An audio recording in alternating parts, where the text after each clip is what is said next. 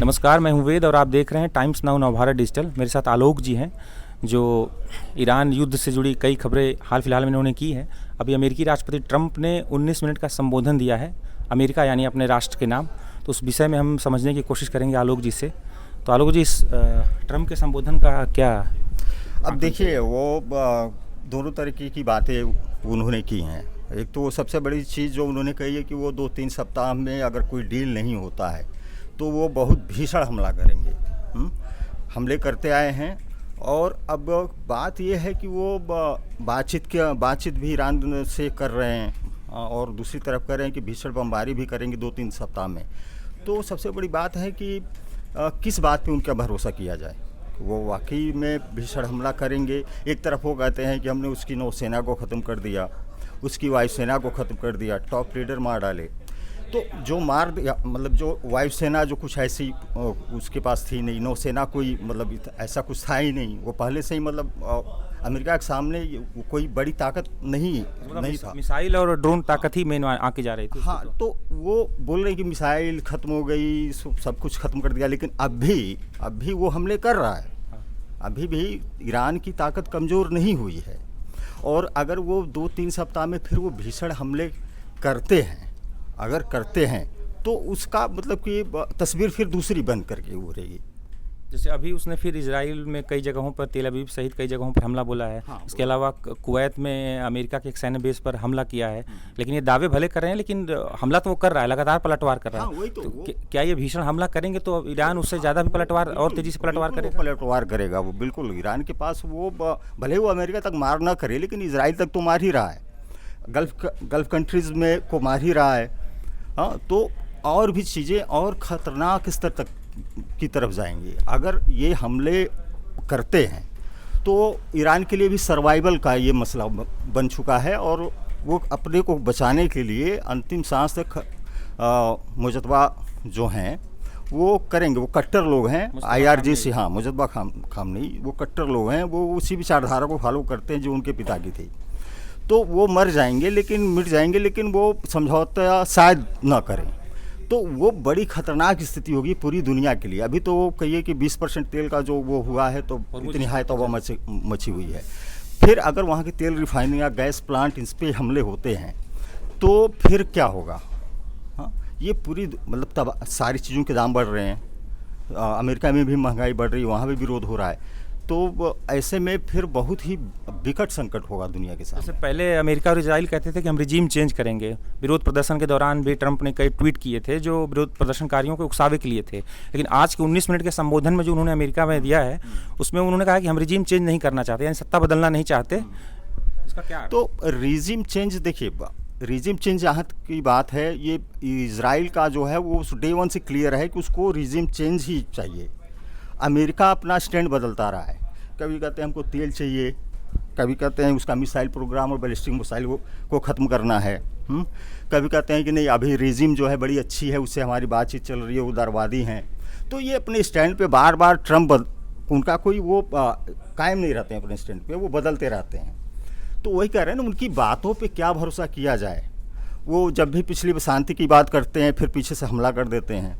इसके पहले जून में जो ऑपरेशन मिडनाइट हैमर उन्होंने किया, उस समय भी कतर में मार्क रूबियो आकर के उनसे बातचीत करने वाले थे ईरान के। तो ईरान उसमें था कि हम लोग बातचीत करेंगे और उसके 24 घंटे करीब पहले इन्होंने हमला कर दिया। तो बात ये है कि ट्रंप की बातों पे कितना भरोसा किया जा सकता है कि नहीं। जैसे कि कहते रहे हैं कि अमेरिका में ट्रंप का भी विरोध बढ़ता जा रहा है। अभी हाल फिलहाल 80 से 90 लाख लोग 50 राज्यों में अमेरिका के उतरे थे अभी 4-6 दिनों पहले। हाँ। तो क्या ये जो 19 मिनट का संबोधन है वो ईरान मतलब अमेरिका में अपने ईरान युद्ध पर जो उनके खिलाफ विरोध बढ़ रहा है उसको शांत करने का एक प्रयास भी है? जी बिल्कुल, वो एक संदेश देना चाहते हैं कि नहीं, इस युद्ध में हमारी जीत हो रही है और हम जीतेंगे और जीतेंगे। लेकिन वो किस तरीके, उनके लिए जीत के मायने अलग हैं। अमेरिका के लिए इस ईरान युद्ध जीत के मायने अलग हैं, इजराइल के लिए अलग हैं और ईरान के लिए अलग हैं।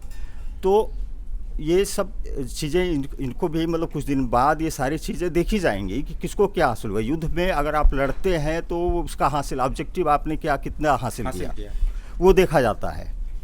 तो अगर इस बीच में ये छोड़ करके निकल जाते हैं इस युद्ध को और वो वही चाहते हैं कि वो किसी तरह से वो निकलना चाहते हैं इस युद्ध से।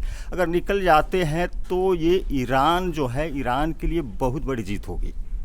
ईरान इस मायने में सबसे बड़ा विजेता होगा कि वो अकेले अपने दम पे दुनिया की सबसे बड़ी मिलिट्री पावर और इकोनॉमिक पावर से टकराया है।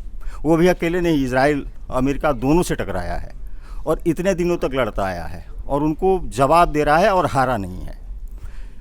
तो अब ये पूरा जो 57 देशों का जो इस्लामिक संगठन है, अब इसमें अगर ये ट्रम्प पीछे चले जाते हैं, नहीं लड़ते हैं, युद्ध को अधूरा छोड़ के निकल जाते हैं, तो ये पूरी वर्ल्ड में और ख़ासकर मुस्लिम उम्मा देशों में ये साफ संदेश जाएगा कि ईरान जो है सबसे बड़ा जो है मुस्लिम जगत का सबसे बड़ा नेता वही है, न सऊदी, न पाकिस्तान, न तुर्की, मतलब एक, हाँ, वो एक मुस्लिम लोगों में जो स्ट्रीट मास है वो इसको अपना नेता मान लेगी। ट्रम्प कह रहे हैं कि अगले 2-3 हफ्तों में अगर बातचीत चल रही है, अगर बातचीत सफल नहीं हुई, ईरान नहीं माना, तो अगले 2-3 हफ्तों में हम उनके पानी के प्लांट्स तबाह कर देंगे और कई सारी बिजली के प्लांट्स तबाह कर देंगे। बिजली के प्लांट्स तबाह करने की बात करें तो क्या देखते हैं आप कि ट्रम्प ऐसा कर सकते हैं या ये बस ईरान को धमकाने के लिए कह रहे हैं? बात फिर वही घूम फिर के आती है कि ट्रम्प की बातों पे भरोसा किया जा सकता है कि नहीं। ठीक है, अगर वो कह रहे हैं कि दो डील, सबसे बड़ी बात यही, अच्छी बात यही होगी कि डील हो जाए, युद्ध रुक जाए, हॉर्मुज़ खुल जाए, तेल के टैंकर और गैस और जो भी शिपिंग चालू हो जाए। अगर नहीं होता है और हमले जारी रखते हैं तो जाहिर है कि ईरान भी पलटवार करेगा, वो करेगा। फिर वो जितने अभी तो उसने धमकी दे दी कि मिडिल ईस्ट में जितने भी माइक्रोसॉफ्ट, गूगल और वेस्टर्न कंपनीज़ के जितने भी ऑफिसेज हैं उनको वो निशाना बनाएगा। जो अमेरिकी कंपनियां हैं मिडिल ईस्ट में, यस, उनको निशाना बनाएगा।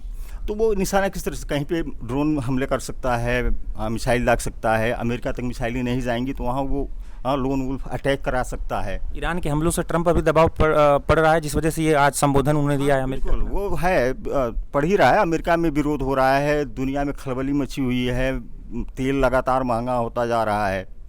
और दूसरा जो है मिड टर्म इलेक्शन है नवंबर में, तो वो अगर इस युद्ध से कुछ हासिल नहीं कर पाते हैं ट्रम्प और ये बता नहीं पाते हैं कि नहीं हमने इस युद्ध से ये ऑब्जेक्टिव और ये अमेरिका को फ़ायदा हुआ, अगर ये इसमें फेल होते हैं तो इसका उनको अपना चुनाव में खामियाजा भुगतना पड़ेगा। आज के लिए इतना ही, हम जल्द ही फिर हाजिर होंगे ऐसी ही खबरों के साथ। धन्यवाद आलोक जी। Thank you. खबरों की रणभूमि में यहाँ शोर नहीं, सोच लड़ती है, जहां शब्द नहीं फैक्ट्स वार करते हैं और हर सवाल खोलता है सच की नई परत।